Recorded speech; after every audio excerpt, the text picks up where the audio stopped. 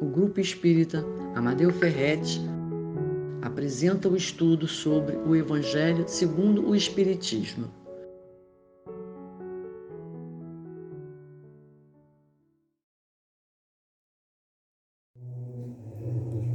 Olá, sejam todos e todas muito bem-vindos, bem-vindas.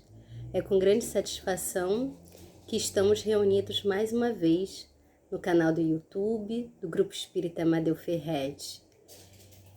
Queria convidar a todos agora para a gente ter um momento da nossa oração, para que a gente possa dar início ao estudo da tarde e noite de hoje, tá bom? Querido amigo Jesus, Deus nosso Pai, que nesse momento de oração possamos agradecer a Deus a oportunidade de estarmos reunidos para mais um momento de reflexão. Que esse momento possa ser um momento de esclarecimento e de fortalecimento para os nossos propósitos da nossa existência. Fique conosco hoje e sempre, que assim seja. Graças a Deus. Bem, o tema, como vocês já sabem, é a parábola do bom samaritano. E a parábola do bom samaritano, ela se encontra no Evangelho de Lucas. E Lucas narra o caminho de Jesus desde a sua anunciação até a sua morte. Embora a parábola do bom samaritano, ela só apareça no capítulo 20, no capítulo 10, versículo 25, o desenrolar da história, ele começa no final do capítulo 9, que vai do versículo 51 e a 56. Então, para a gente se situar um pouco nessa história, a gente começa a fazer a leitura desse capítulo, desses versículos, né? Do capítulo 9, dos versículos 51 a 56. Como se aproximava o tempo da sua volta para o céu, Jesus resolveu decididamente ir para Jerusalém. Um dia ele enviou mensageiros adiante a fim de reservarem hospedagem numa aldeia samaritana. Porém, foram mandados embora. O povo da aldeia não quis saber de nada com eles porque se dirigiam a Jerusalém. Quando veio a notícia do que tinha acontecido, Tiago e João disseram a Jesus: Mestre, podemos pedir que caia fogo do céu para queimar todos eles?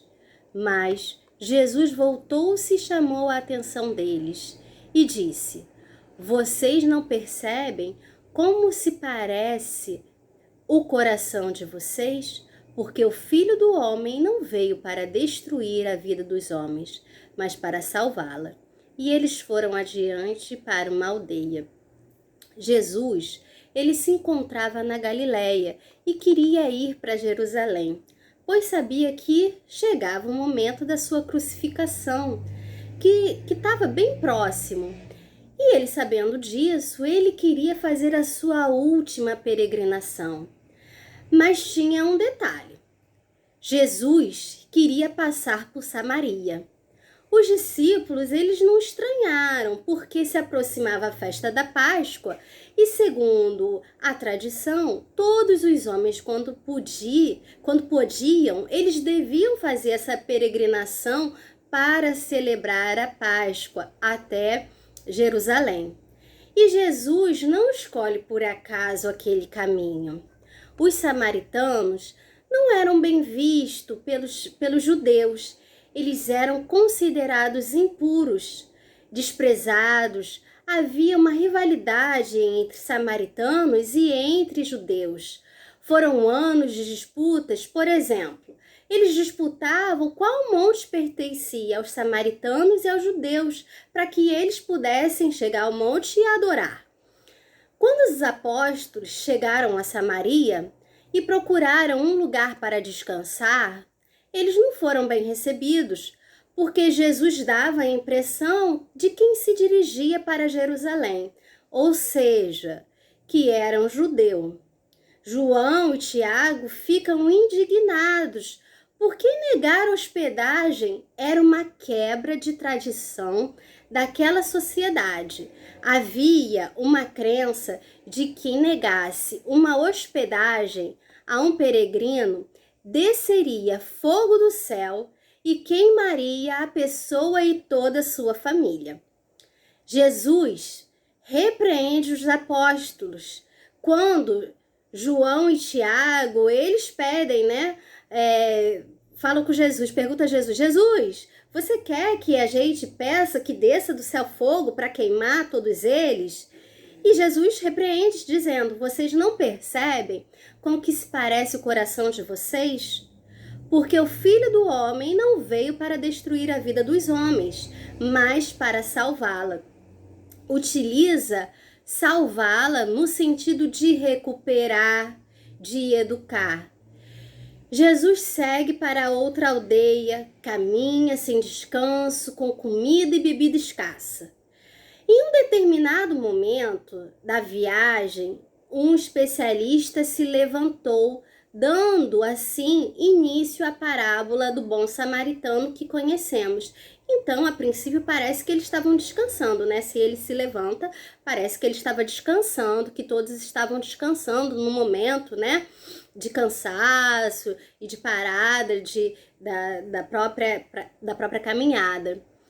E aí é o momento, né, que esse doutor da lei, ele se levanta tentando Jesus, né, e diz, mestre, que farei para herdar a vida eterna?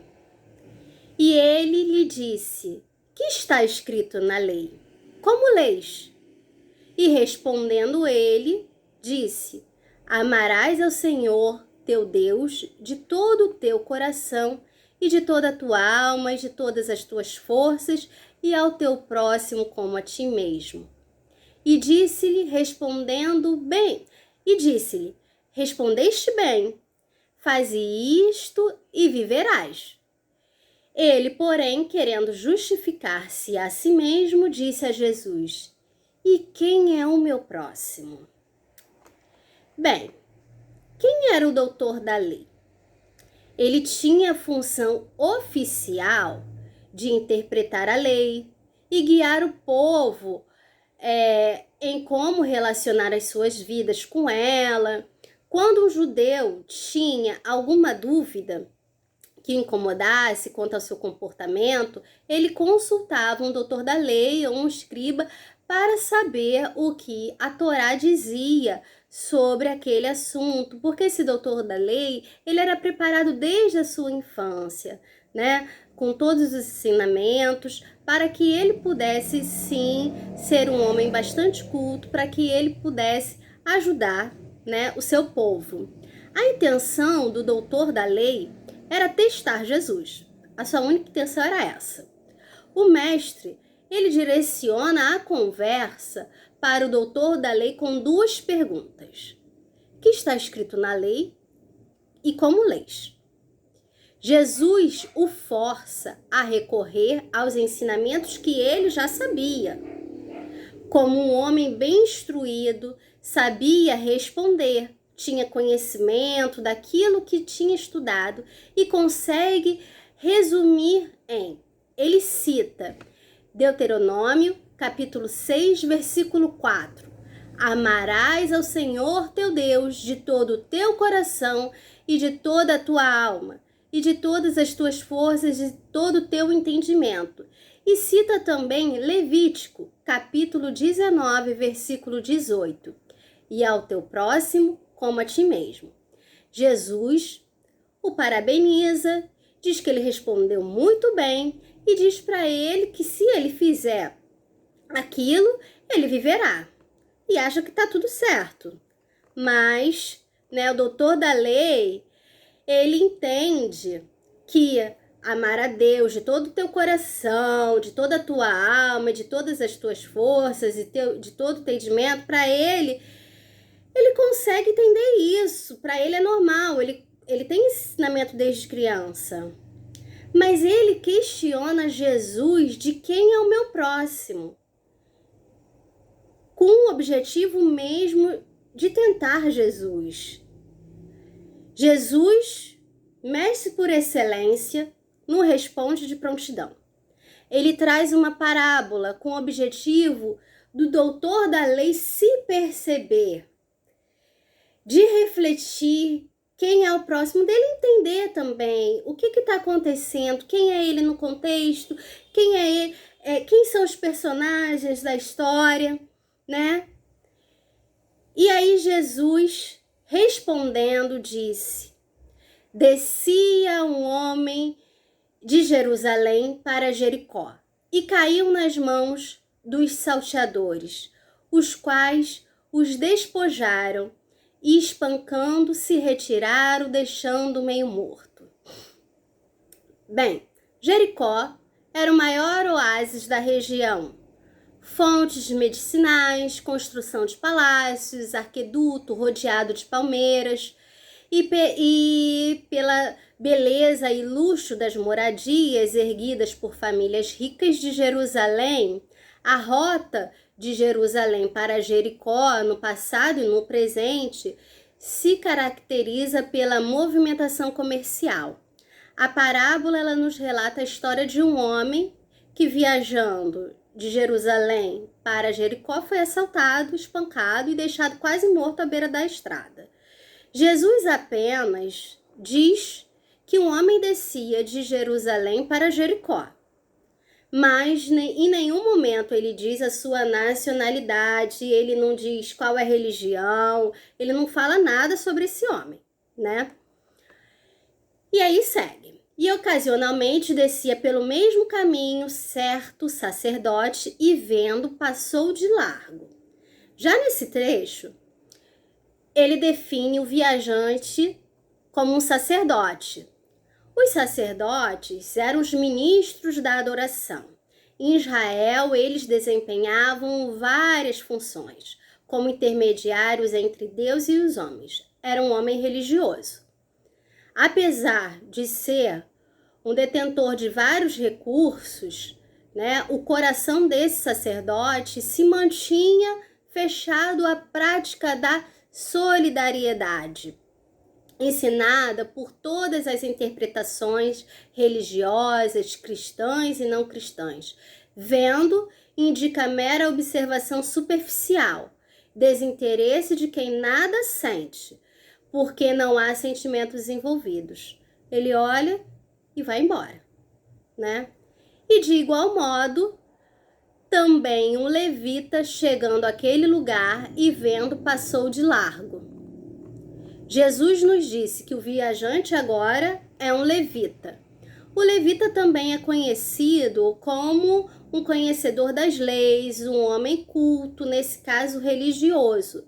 Tanto o sacerdote e o levita não conseguem tratar o indivíduo que está caído, machucado e ferido. Eles são indiferentes. E aí a gente tenta justificar, né? Vamos tentar justificar. O homem não ser judeu não dava para identificar, só sou obrigado a amar o irmão crença. Então eles não conseguiram identificar se era um judeu ou não, né? Eles só iriam ajudar se fosse um judeu. Vamos lá. Poderia ser uma armadilha, porque um assalto, porque o caminho era muito perigoso. A lei proibia tocar num cadáver, cerimonialmente tornaria impuro. Então, para eles se tornarem puros novamente, teria que ser feito todo um cerimonial, um ritual. Então, era proibido, né? O levita repete o mesmo ato do sacerdote. Então a gente tenta justificar o injustificável, né? O não ajudar o próximo. E até que eles eram homens que eram religiosos e tudo. Então assim, apesar de a gente tenta se colocar no lugar deles, o que representava no tempo, na cultura deles. Vamos lá. Mas um samaritano que ia de viagem chegou ao pé dele e, vendo, moveu-se íntima compaixão.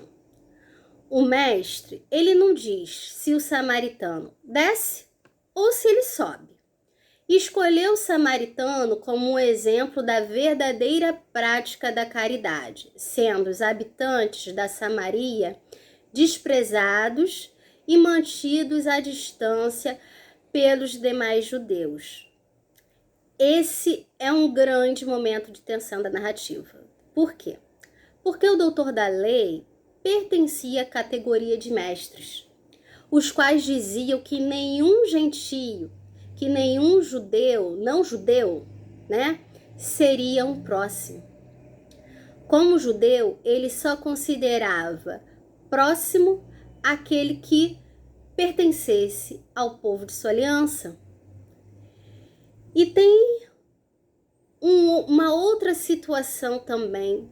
Jesus se aproveita da narrativa para educar também desse exemplo do samaritano.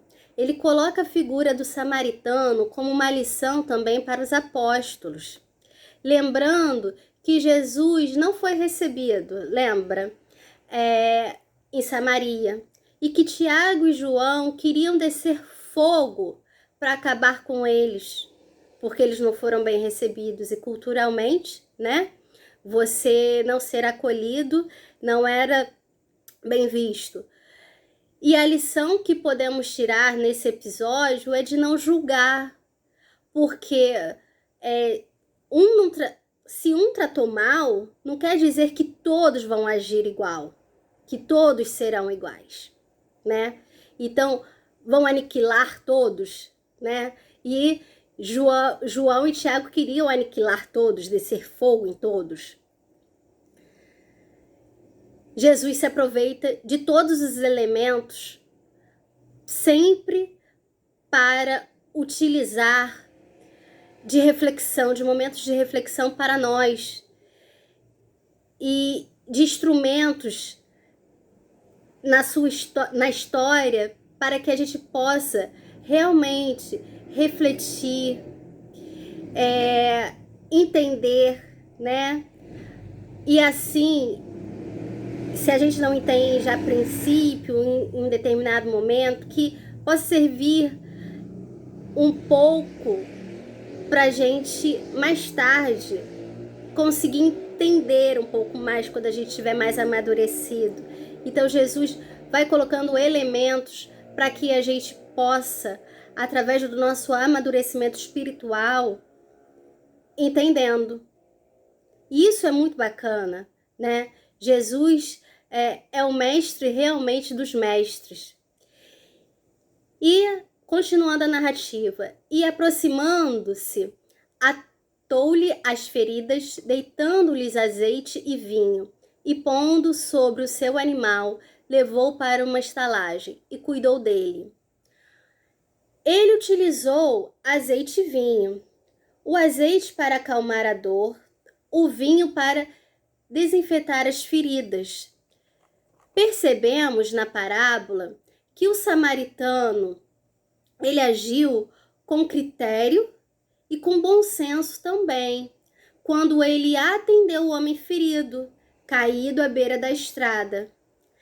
Primeiro, ele prestou os cuidados emergenciais ao doente, limpando e fazendo asepsia das feridas pela utilização dos recursos disponíveis, o que ele tinha: vinho e azeite. Segundo, ele improvisou um transporte, o cavalo, já que o doente estava incapacitado de andar.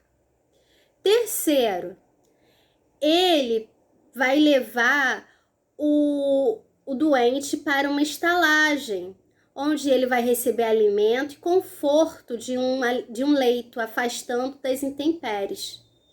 Quarto, ele cuida do ferido, auxiliando na recuperação da sua saúde. E partindo, no outro dia, tirou 2 dinheiros e deu-os ao hospedeiro e disse-lhe: cuida dele, e tudo o que demais gastares, eu te pagarei quando voltar. Por último, ele garantiu a continuidade do atendimento, fazendo um adiantamento monetário, dando 2 moedas ao hospedeiro e assumindo uma dívida, se mais recursos financeiros fossem despendidos. Então, vejam só, ele não só observou o doente, ele tratou naquele momento, ele deu seu cavalo, né, seu meio de transporte para aquele doente, levou para uma estalagem para que ele pudesse repousar, para que ele tivesse um descanso decente. Pagou também adiantado, e se ele necessitasse mais, ele daria mais. Então ele utilizou, ele deu tudo aquilo que ele poderia dar, e um pouco mais, se precisasse, né? E Jesus faz uma pergunta ao doutor da lei. Qual, pois, destes 3 te parece que foi o próximo daquele que caiu nas mãos dos salteadores? E ele disse: o que usou de misericórdia para com ele, disse, pois Jesus: vai e faze da mesma maneira. Percebemos nesse final que o doutor da lei, ele não consegue responder que foi o samaritano. Ele não consegue falar a palavra samaritano, foi o samaritano. Isso é demais para ele, né? Mas Jesus, ele consegue entender isso. E consegue também entender que o doutor da lei, ele entendeu a lição. Ele entendeu que foi aquele que utilizou da misericórdia, que ele entendeu que foi aquele que usou da misericórdia. Mas para ele seria demais, por causa da questão da rivalidade entre samaritanos, entre judeus, porque era algo cultural daquela época. Mas ele entendeu a essência. Ele entendeu a essência da história, a essência da parábola. E nós podemos tirar algumas conclusões disso tudo. Nós podemos destacar, em primeiro lugar, que a violência que o viajante foi submetido, nós podemos observar que isso é uma característica o quê? De um mundo que nós vivemos, né? Um mundo de provas, um mundo de provas e expiações, onde o quê? Onde o mal predomina ainda, né? Então, nós ainda passamos por situações que são um pouco difíceis e onde precisamos do auxílio um dos outros, né? Estamos aí para nos ajudar. Que o papel do samaritano é digno de ser imitado. Que devemos sim imitar o papel do samaritano, não imitar o papel do levita nem do sacerdote. Aqueles que passam de largo e são indiferentes. Nós precisamos ter olhos de ver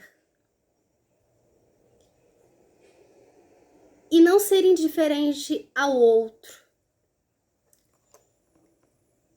Não criticar também esses 2 exemplos, o levita e o sacerdote, porque às vezes também nós podemos, em algumas situações, porque vivemos num mundo de provas e expiações, ser um momento levita, ser um momento sacerdote. Mas precisamos tentar ser mais samaritano, né? Ser mais esse exemplo de samaritano. Entendendo que, assim como levita, assim como sacerdote, terão que evoluir. E como se dá essa evolução? Através das sucessivas reencarnações. Então, nós só chegaremos a um grau de pureza, ao grau de evolução, né, de maior evolução, se nós reencarnarmos inúmeras vezes. Seguindo o exemplo do bem, seguindo, né, amando o próximo, não sendo indiferente. Nós podemos observar também o hospedeiro. O hospedeiro, ele poderia muito bem dizer: não vou ficar com esse homem aqui. Poderia não acreditar nem naquele que levou você. Será que você vai voltar e vai pagar aquilo que pode vir, né, a surgir mais dívida e tal? O hospedeiro, ele foi alguém que prestou e disponibilizou seu serviço, ainda que remunerado, né? Mas nem por isso sem méritos, porque o plano de aprendizagem e melhoria espiritual, ele também se dá na intimidade da nossa atuação profissional. Então, no nosso ambiente profissional, nós também podemos ter uma aprendizagem, uma melhoria, nós também podemos atuar, né, de forma benéfica, em benefício do outro. Nós podemos, com essa parábola, ver que é um grande exercício reconhecer em quem ainda nós não gostamos qualidades. E isso é muito difícil, reconhecer naquele que a gente não tem afinidade, que a gente tem alguma situação um pouco difícil, que a gente tem, né, um relacionamento um pouco mais complicado. Reconhecer qualidades. E a gente precisa fazer esse exercício de reconhecer a qualidade, como o doutor da lei conseguiu reconhecer a qualidade do samaritano, né? Que dizer que ele foi misericordioso, né? Com essa parábola, a gente pode refletir bastante e não perguntar quem é o meu próximo, mas em nos transformar no próximo das pessoas. Eu posso me transformar no próximo das pessoas, sem ficar perguntando: quem é o meu próximo? É aquele que está do meu lado? É o meu vizinho? É o meu parente? Não, eu posso me transformar. Eu posso ser alguém que seja aquele que olhe para o outro que necessita de ajuda, que necessita de amparo, que necessita de um auxílio. E muitas das vezes a gente acha que o auxílio, que o amparo é apenas material. Nem sempre, né? Nem sempre é isso. O auxílio, ele pode ser uma prece, né? Pode ser um ombro amigo, que nesse momento que nós passamos, às vezes, com tanto individualismo, né? Que a gente não olha nem para o outro, que a gente não percebe que o outro está passando por um problema, que a gente não pergunta se tá tudo bem, e às vezes a gente quer receber ou pergunta, tá tudo bem? E a gente quer receber o tá tudo bem. Mas às vezes quando o outro diz não tá tudo bem, a gente não quer ter o tempo de escutar o que não tá tudo bem. E às vezes o escutar o não tá tudo bem, a gente está salvando uma vida. A gente está escutando alguém que gostaria de tirar a própria vida.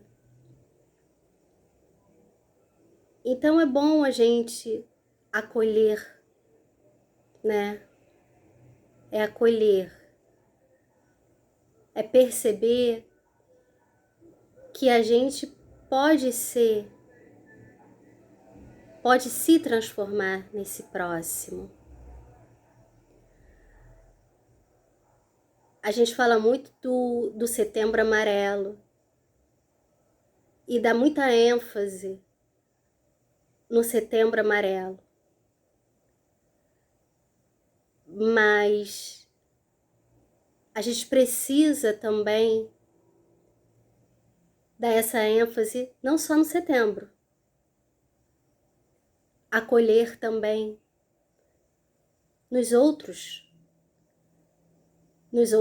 meses, nos outros dias do ano, porque a ferida não se abre só em setembro. As feridas estão nos outros meses, estão nos outros dias. Então a gente pode sim ter o azeite, ter o vinho em nossas mãos para auxiliar aquele que está caído. Então, meus irmãos, amar o próximo é esse, né, ensinamento que essa parábola nos traz, sem distinção, sem olhar nacionalidade, sem olhar cor, credo, que essas reflexões a gente possa, né, continuar refletindo bastante e fazer com que a nossa vida seja repleta de transformações, de conquistas e que a gente possa cativar, né, sempre aqueles que estão ao nosso redor. Muita paz a todos. Agradeço a oportunidade de estar aqui, tá? E convido a todos novamente para que a gente possa finalizar com uma oração, tá bom?